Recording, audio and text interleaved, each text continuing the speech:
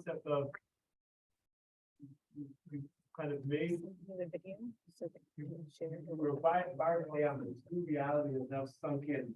We're gonna be able to And share now this afterwards. It's recording to my computer. practically the new world that we're experiencing, and as we experience it, we're here to affirm that Emmunah's legacy is that of kindness, that of sharing her wisdom and her unique Torah with so many of us. We're going to open with the siyum on the second Yevamot, which Dr. Yomi has been studying, and Kathy is going to represent the group of Kathy and Ariella and anyone else for the Dr. Yomi group here right now. And Judy, good for you. In going through Yevamot together in that regard, but really in the regard of the idea that studying Torah gives us a window into the that is within each one of us. And just a small idea before we begin.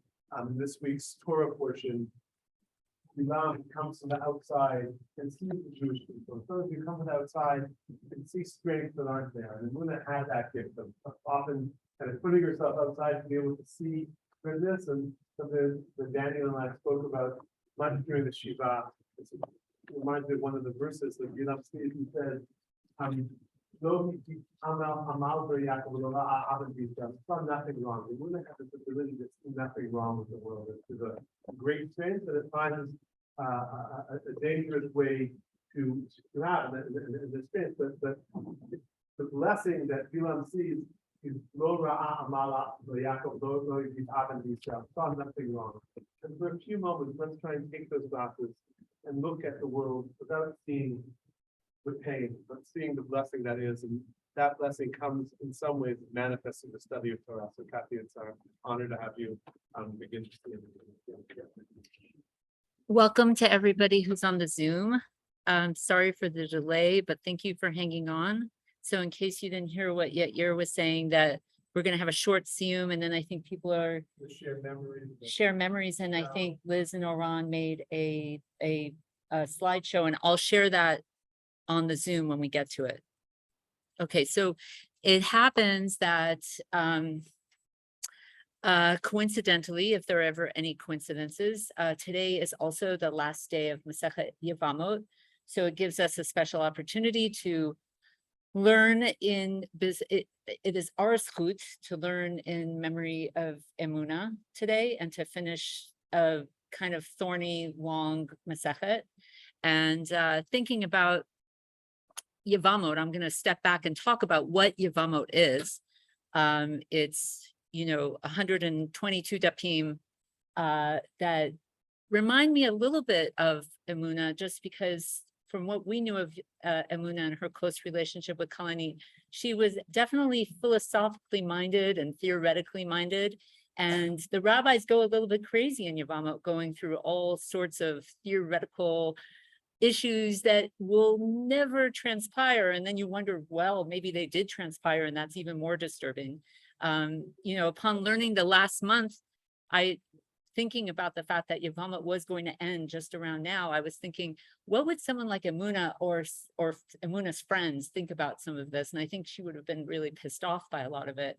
But if we step back, and I won't go into why, because it's, but if we step back and we think about what Yevamot is, it's an entire tractate dedicated to talking about one mitzvah in the Torah. And it's a very unusual mitzvah in the Torah. And just to back up and talk about what the mitzvah is. The mitzvah is that if a man dies, there's a marriage, right? There are two married people, and the husband dies, and he dies without children.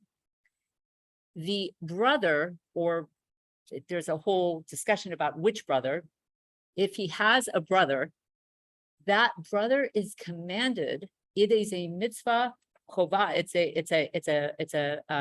mitzvah chiyuvi. It's a positive commandment that brother marry his brother's widow. Okay, and If he doesn't, if the brother or the wife decide that, no, we really don't want to do this, then there's a backup plan where you can do chalitza, where you can get out of this commanded relationship. And so because we've been so caught up in the whole Masechet, it's really important to kind of step back and think about how odd this setup is. Why is it so odd?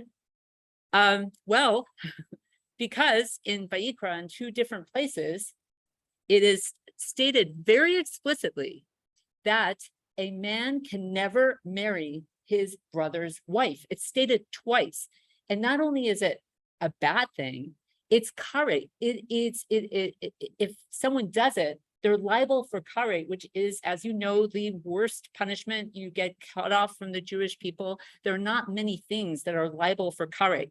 And yet we have it twice in Sefer Vayikra that anyone who has any kind of relationship with his brother's wife, that is considered tuma. It is considered complete. It actually is considered nida. It's considered impure, and it is liable for karet for both of them.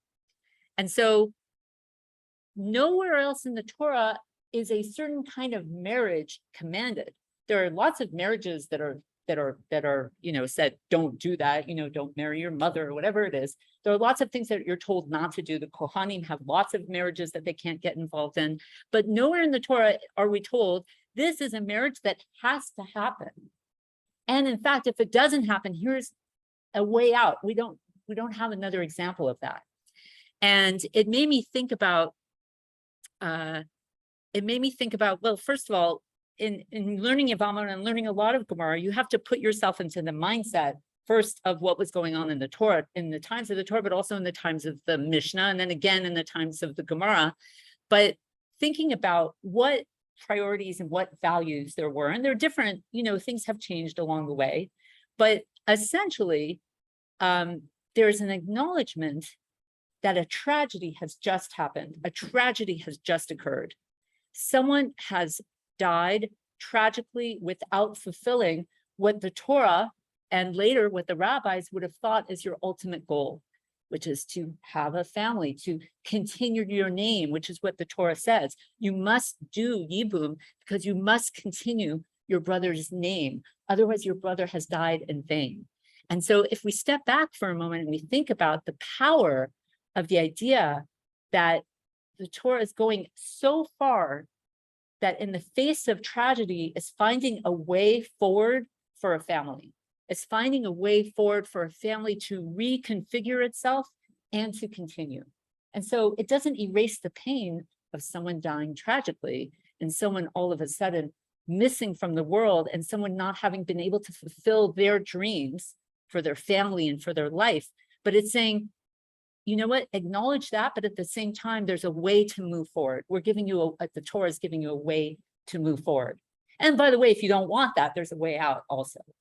But it's a really interesting way of looking at things.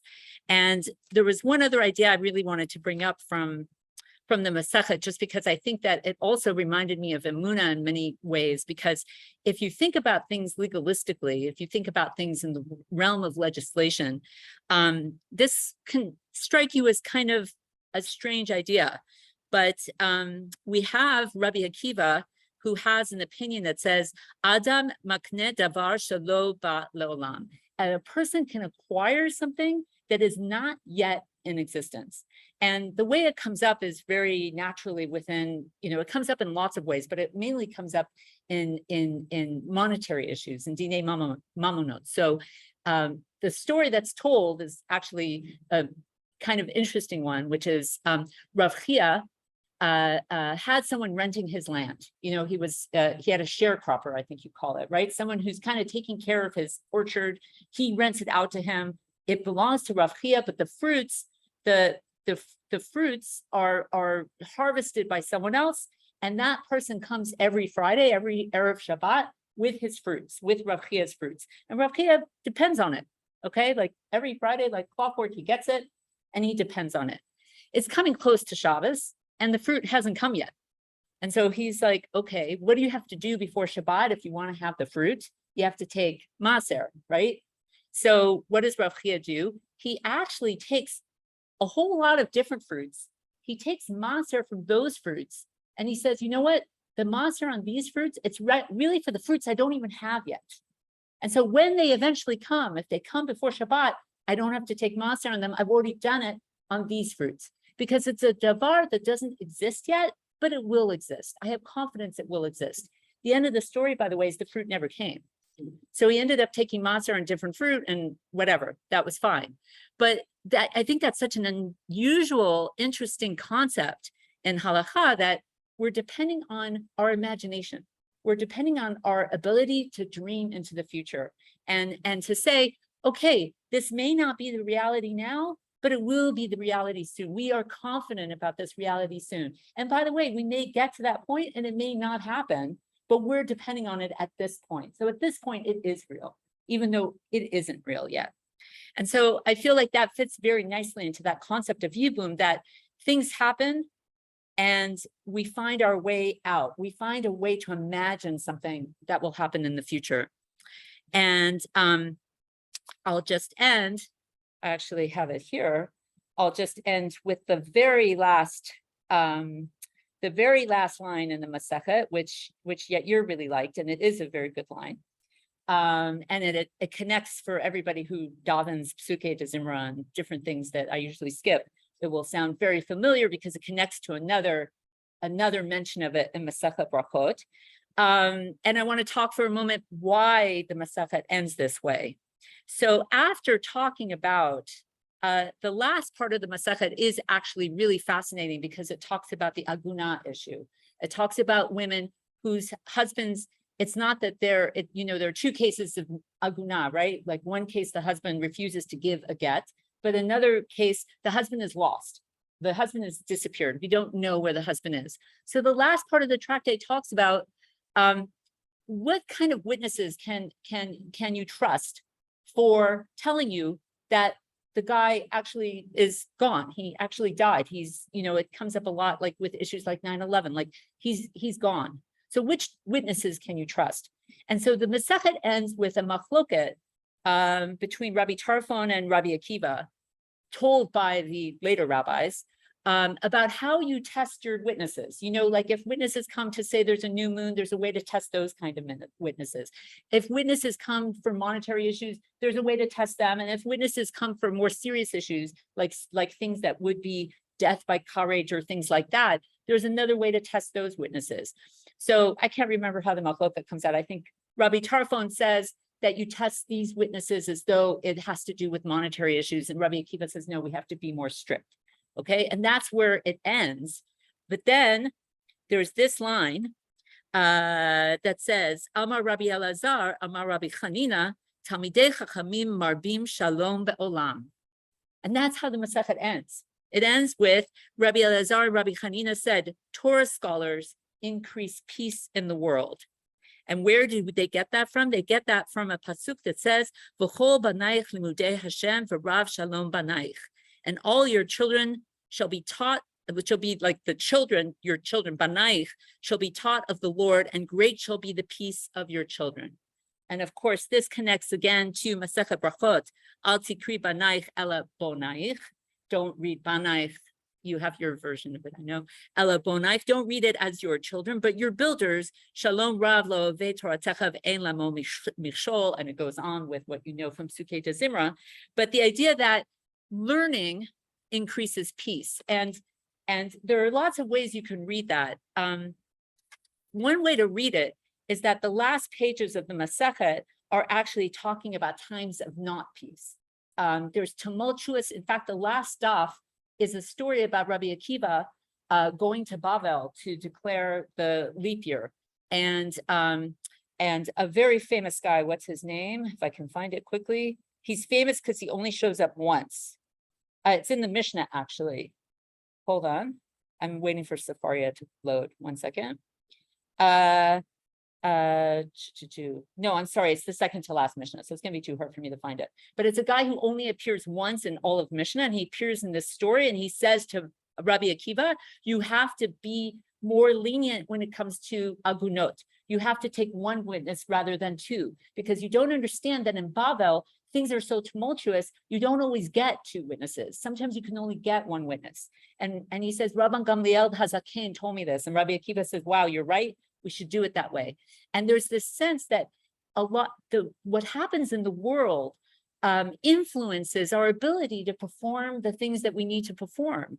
And so the idea that learning actually brings peace, because when you have learning and you have knowledge and you have understanding, then it doesn't matter what's happening around you, because you'll find a way out. You'll find a creative way out. You'll find you'll use your imagination. You'll use your wisdom, so that things may be, a car may blow up in the Moed Saz parking lot. You're going to find a way out of that. You're going to use your knowledge and use your creativity, so that even when things, there is no such thing as peace, right? There's always going to be a tumultuous time, but learning gives you the keys to move forward. So on that note, that is the last line of Masechet Yevamot, and it's also Hadran Alecha Isha Batra Vaslika La Masechet Yevamot. That's the last line of the parak. And so at this point, do we have a minion? Well, Ariella can read it with me, right? Okay. Do you want to come up and read it, or put you on the spot? Judy, do you want to come up and read it? Anybody else? Okay. We're going to just read this, which is just something we read at the end of a Masechet. Okay, guys, ready? Yeah. Okay. Oh, if you guys want to, you can use this one if you want. Is everything? No, just leave it blank. Hadran alach Masechet Yevamot, v'Hadran alan da'aten alech Masechet Yevamot, v'da'atech alan la nitnasheni minach Masechet Yevamot, v'la titnasheni minan la ba'ama haden v'la ba'ama da'ate. Hadran alach Masechet Yevamot, v'Hadran alan da'aten alech Masechet Yevamot, v'da'atech alan la nitnasheni minach Masechet Yevamot, v'lo titnasheni minan la ba'ama hadin v'la ba'ama da'ate. Hadran alach Masechet Yevamot v'Hadran alan da'aten alech Masechet Yevamot da'ate alan la nitnasheni minach Masechet Yevamot v'la titnashi minan la ba'ama hadin v'la lo ba'ama da'ate. Yehi ratzon lefanecha Adonai Eloheinu v'Elokei avotenu shetehei Toratcha u'emunotenu ba'olam hazeh v'tehei imanu le'olam haba. Chanina bar Papa, Rami bar Papa, Nachman bar Papa, Achai bar Papa, Abba bar Papa, Rafram bar Papa, Rachish bar Papa, Sorchiv bar Papa, Adam bar Papa, Teru bar Papa. Harevna Adonai Eloheinu et divrei Toratcha v'finu u'papiot amcha Beit Yisrael v'niyeh anachnu kulanu tzetzenu v'tzetzei amcha Beit Yisrael kulanu yodei shemecha v'lomdei Toratecha lishma mo'evei techakmeni mimitzvotecha ki le'olam hi li yehi libi tamim b'chukeka laman lo evosh le'olam lo eshkach b'kudecha ki bam kiatani baruch atah Adonai lamdeni chukecha amen amen amen selah va'ed. Yehi ratzon nefanecha Adonai Elohei kashem shazratani l'sayem Masechet Yevamot ken te'azreni להתחיל מסכתות וספרים אחרים ולסיימם, ללמוד וללמד, לשמור ולעשות ולקיים את כל דברי תלמוד תורתך באהבה, וזכות כל התנאים והאמוראים והתלמידי חכמים יעמוד לנו ולזרענו שלא תמוש התורה מפינו ומפי זרענו עד עולם. ויתקיים בנו בהתהלכך, תנחה אותך ושפך תשמור עליך והקיצותך היא תשיחך כי בי ירבו ימיך ויוסיפו לך שנות חיים, אורך ימים בימינה ובשמאלה, עושר וכבוד, אדוני עוז לעמו ייתן, אדוני יברך את עמו בשלום.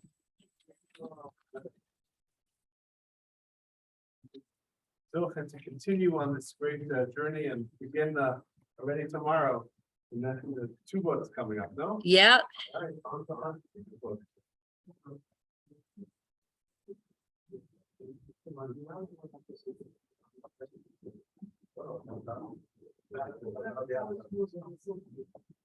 We'll have some slide. Why don't we do a quick slide show now? We'll have remarks from Ari from Saba Ari, and then we'll open it up to anyone else who wants to share anything about that. I think you're in charge of technical, but turn off the lights. Cool. Oh, I'm sorry. Hi, everybody on Zoom. I'm going to share the slideshow with you. You're going to have to look at all my things on WhatsApp for a moment because I can't. Liz, I wasn't able to download the slideshow, so I'm going to just play it, but I'm going to play it without sound. Yeah. I'm turning off my sound, Zoomers, and you're going to be able to watch it on my shared screen. And you'll hear. Tell me when you start. Okay, wait. Okay.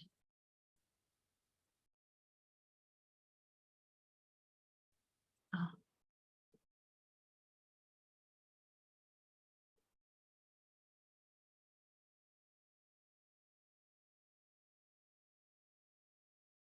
Can you put up the volume?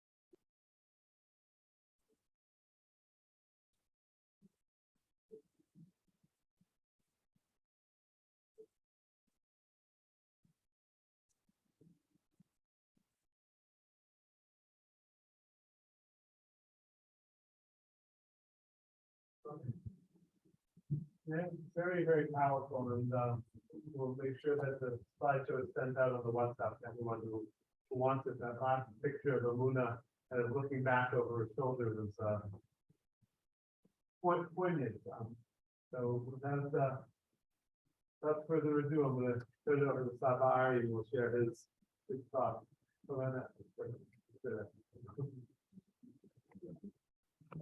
Do you mind doing it over here so that the, Oh, okay. do you see yourself here? So then they can see you. Hi. You can introduce yourself over there. Can everybody hear Yeah, Sabari? I see Mindy, I see Carol, I see Sonia, I see Aviva, yeah. Alison, hi. Well, Eric, of a few words, because obviously I'm emotional. Number one, to thank the community for being with the parents and the siblings and the grandparents here. We were not here, but we heard a lot of details, how many people came, how you called, and Rav Yair and Ilona and the whole Kehillah, Toda Rabba. Second, I was thinking of Emmunah's journey, and I would like to make two statements, one of the end and one of how we knew her before the end. What came to my mind is a saying of Reb Nachman Mibratzlav, which became a very famous song sung by a lot of singers here of Rachaza and others. The whole world is a very small bridge, not even a bridge, very narrow bridge. Unfortunately, in spite of all efforts, she slipped in this journey. We know that everybody tried to help her. Happens. And I would like to connect to something that Rabbi Yair said in the beginning, and especially because it's here in this beautiful dialogue, I think that Ilana is taking care of, which is the saying of Reb Nachman ends with Ha'ikar lo lefachet.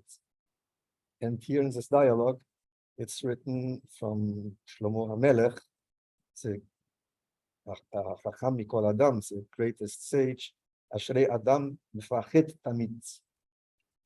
So this is a question that remains unsolved.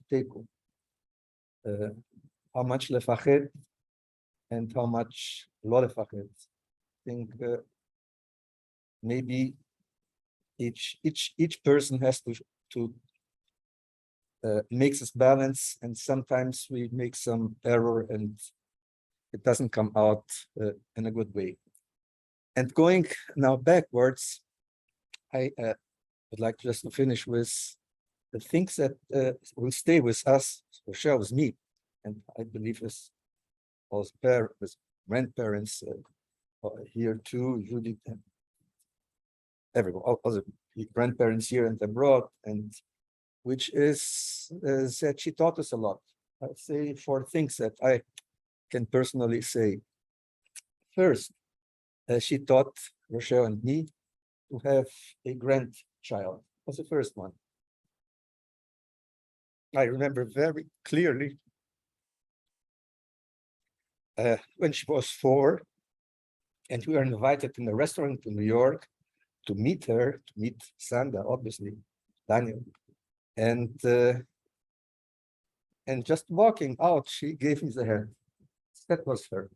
And Rochelle told me on the way that when she met, it was in Albany, and Rochelle, Sandra moved to Albany, and she went to visit the new house, and Emmunah, more or less 4 years, took her hand and said, "See my room." So taking the hand of another person, taking the initiative, is something that she taught us. Number 2, in kind of a chronological order, was something that happened, little detail, but it was part of her life, which is the fact that just before, still with number 1, and we were very happy to have Emmunah in the family, especially when Daniel and Sandra married. And this kippah that I'm using is a kippah from the wedding. Number 2 is when we adopted a cat. Long story, doesn't matter the details, but we adopted a cat already adult with a strange name, Tomato. And Rochelle said, "It's happening." So we were in Brazil. She talked to Emmunah, who was in Israel, and told her we have the story, and we have a cat, and we anyhow need a name, and anyhow the name Rafi came from Emmunah, and this Ahavat Kol Habriot was a characteristic of her until later she worked in her last years, Shirut Leumit, in the hospital for animals, not only animals, but hospital for animals. So Ahavat Kol Habriot, I think it's the second thing that she taught us. And number 3 is what also the rabbi said, Rabbi Yair said, is finding kind of I would say humor, but finding a sweet way of getting out of problems. And what happened? We had the pleasure of having her in São Paulo in our apartment after her bat mitzvah. It was a present for her and present for us. And one day, Rochelle comes and hears, "What are you laughing so much?" Emmunah and myself. Well, what happened is that the pipe exploded in the kitchen, and the kitchen was totally flooded. And she and me and myself, we were trying to clean and laughing and having fun with this. So having fun or finding a soft and sweet way of doing it, of doing even in difficult times. And 4th is I am the smaller brother of 2 siblings. Rochelle is the eldest daughter of 3 siblings. So in my experience, I was always the little ones that my brother took care of me. But I could see with her, I learned with her how to take care of the younger siblings. And this was also something, so many cases, very, very moving. So that's the memories that I have. The idea is that sharing these memories brings them to life and brings them closer. The days after we go, as we speak about it, it brings it closer to us, and the idea of sharing reminds us of her her great trace that hopefully will live on with all of us. I know many people here care deeply about Emmunah. If anyone else wants to share something, I'm happy to open it up to other people. If people on the Zoom want to share People on the Zoom also, are also people on the Zoom as well. So.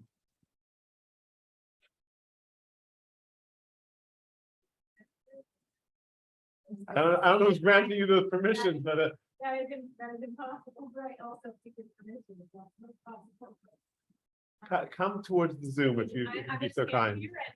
I'll move the Zoom to you. Have Zoom will travel. Thinking about, first. Not too close? All right, done. Hazara Karev Yumat. Don't get too close to the Zoom. First memories of meeting, my first Sanda and Daniel and Emmunah, moved to the same year. And,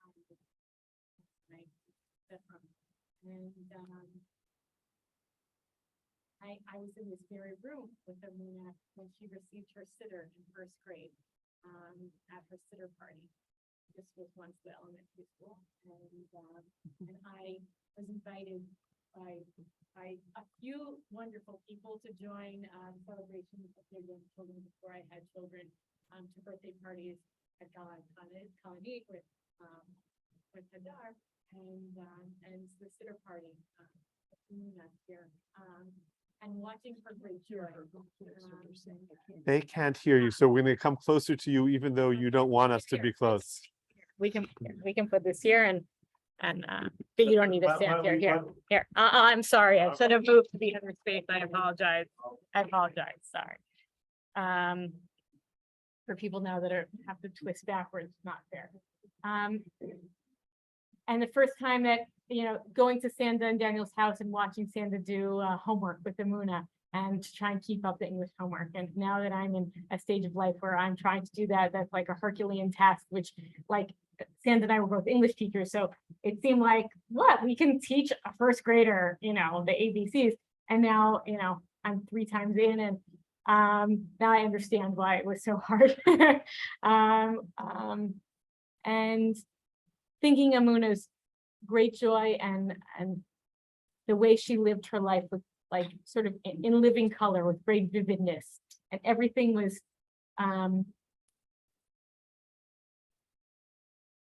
that's how it felt to me. And the thing that you mentioned about being a wonderful sibling, Emmunah very much wanted to be a big sister, and she was blessed with 3 younger siblings, and I've had the blessing and been the recipient of her amazing generosity and giving to animals, to plants, but to her siblings, it was really amazing to watch how giving she was, how thoughtful she was in every interaction that I saw with her siblings.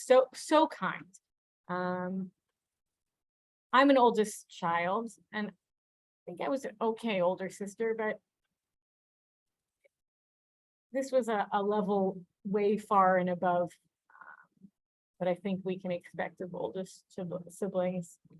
The last time I saw Emmunah, she was doing a bake sale in the Midrachov, and she and Eliah had made cupcakes and cookies, and they finished their bake sale, and then they had some extras, and they visited several people on their way home, and I think we were the last stop. And the care that she put into the cupcakes was just indicative, and they were really awesome cupcakes. It was really just indicative of the care that she put into her siblings and the relationship that she fostered with them, and something that I think is really commendable about Sanda and Daniel, that they were able to foster that relationship amongst their children, is something that I think from.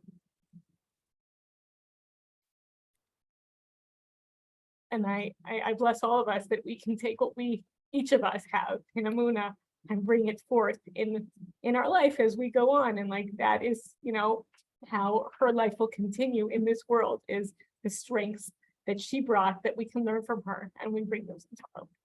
So I bless all of us to have those. They should be strong, and they should be meaningful. So thank you. Sorry. We're gonna repeat this again. He's Sorry. Zichron Baruch, may her memory continue to bless. Is there someone else who? I feel like I need to. Could we have you come to the front? We made a mistake of moving locations. I think we're gonna keep everyone on a stable location. We'll see Aviva, one moment, Aviva will stay shut. So everyone, we're gonna have, why don't you tell everyone your name? Because they might not know Rafael you. Becker, and I knew Emmunah before she was born. And I knew Santa when she was a single mom, and how much she wanted a family. She was ready to embark upon the big load to try to start a family by yourself. How much of a loving family, how much a loving family type person started this whole thing with Santa, or probably from her parents or whatever. Judy's here, her mom. And she was a great mom. And she used to get to our big Knesset. And then she found Daniel. So he was amazing man. He took on that and moved forward to build a family that's still full of love and warmth. And the reason why I came to talk here is maybe I shouldn't say these things, but I just feel like I'm compelled to say that the reason why I felt so close to Emmunah is because I felt in her something about myself, is that her neshama she was never really comfortable in this world, that I noticed. And I felt the same, always felt the same way. And she tolerated this world, and she was a lot of grace and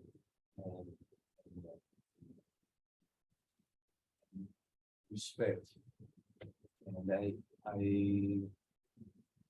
wasn't in America when this happened. I was in the high desert of Colorado, and I cried and I cried. And I just felt.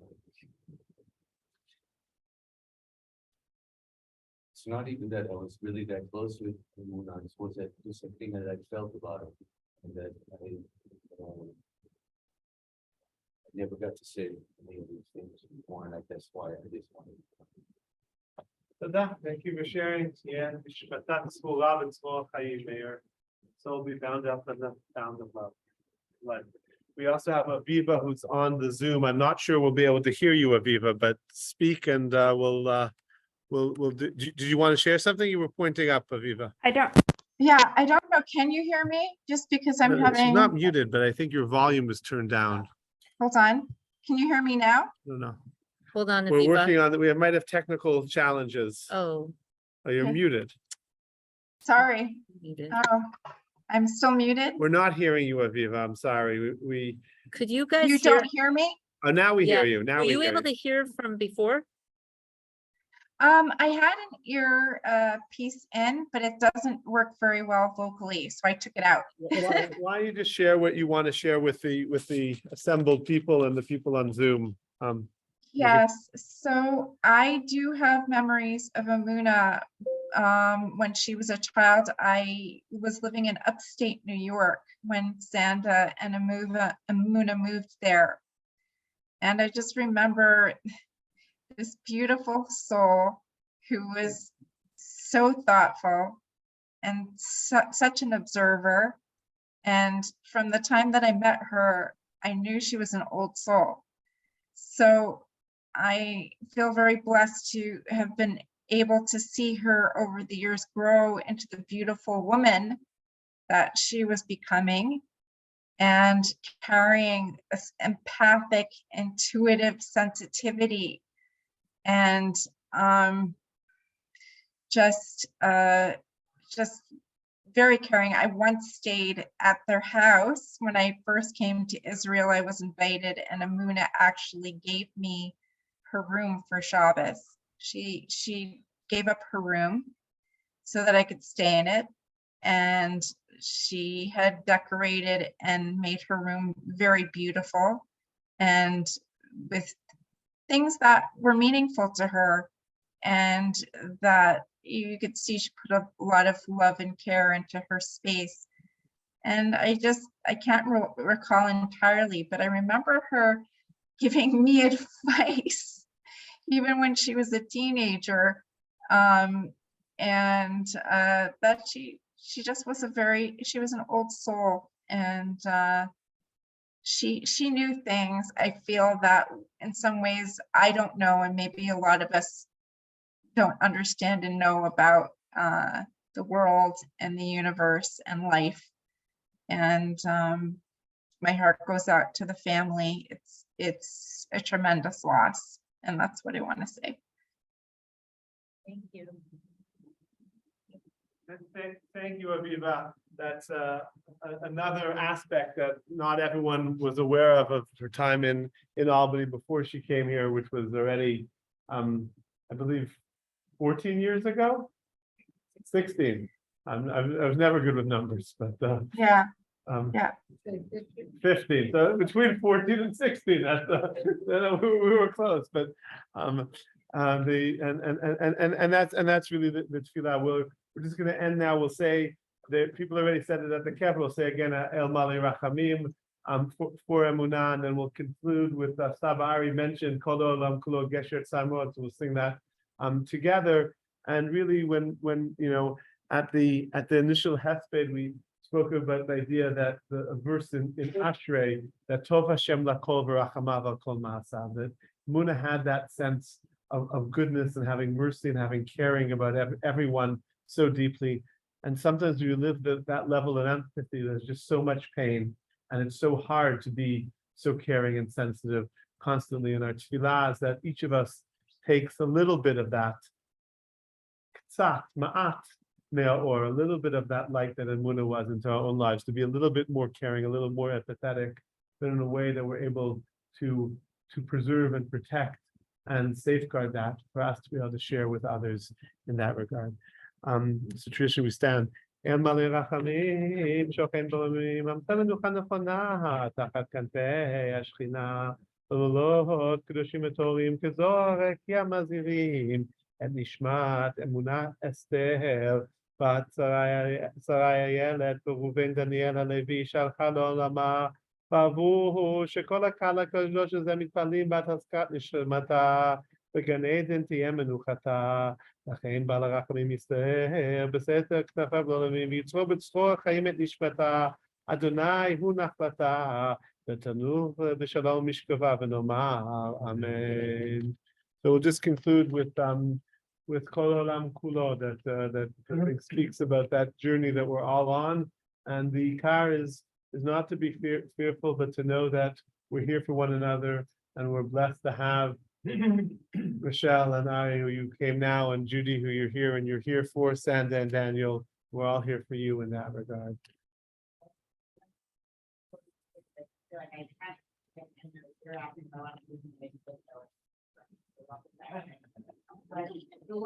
One thing, especially over the last month, so many about the student talking to one another and reaching out. I just want to, when you say straightforward, that there are so many people who are struggling, so many of us that are struggling. And I just want to again say that there are resources out there to be of help and support on whatever point on the spectrum anybody needs support. So if you don't know what the resources are, we sent them out from OA. Please reach out. And I say that not just from a point of extremes, but also from a point of whatever kind of support we all need. This is a really, really challenging moment, and so important to know that as we sing Lola Fache Cloud, that there is the fear, and there is Ari. Thank you for raising that dichotomy after Adam Fache Tami. And it's so important to know that there are people, there are professionals, there are individuals, there are friends, and there are tools out there to help. So I just wanted to say that.